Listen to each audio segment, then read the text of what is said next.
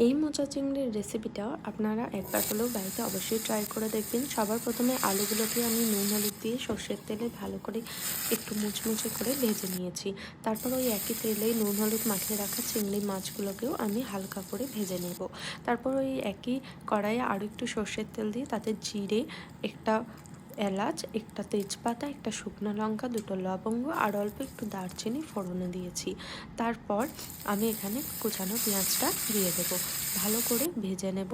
তারপর এখানে আমি আদা আর লঙ্কার একটা মিহি পেস্ট করে নিচ্ছি, আমি থেতো করে নিচ্ছি এখানে। তো তারপর এখানে আমি টমেটো কুচিটা অ্যাড করে দিয়েছি আর দেব সামান্য অল্প পরিমাণ মতন লবণ। আর এখানে অবশ্যই একটু রসুন বাটা দিতে হবে।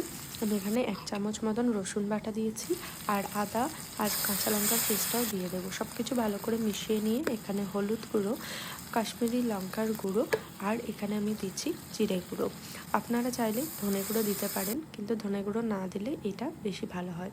আর এখানে আমি নুন হলুদ দিয়ে আগে থেকেই মোচাটা ভাপিয়ে রেখেছিলাম, সেটাকে হাতে করে একটু ভালো করে মেখে নেব, তাহলে কিন্তু দলা দলা পেকে যাবে, ভালো খেতে লাগবে।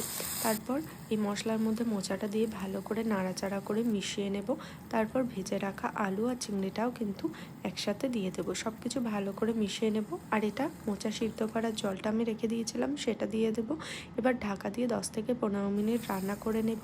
নামানোর আগে অল্প একটু গরম মশলা আর অল্প একটু ঘি দেব আর দেব পরিমাণ অনুযায়ী মিষ্টি। মিষ্টিটা খুব বেশি দেব না, সামান্য পরিমাণেই দিয়েছি। ব্যাস, তাহলেই কিন্তু আমাদের টেস্টি মোচা চিংড়ি একদম রেডি। গরম ভাত দিয়ে খেতে একদম ভুলবেন না। আর আমার চ্যানেলটিকে অবশ্যই সাবস্ক্রাইব করবেন। দেখা হচ্ছে নেক্সট ভিডিওতে।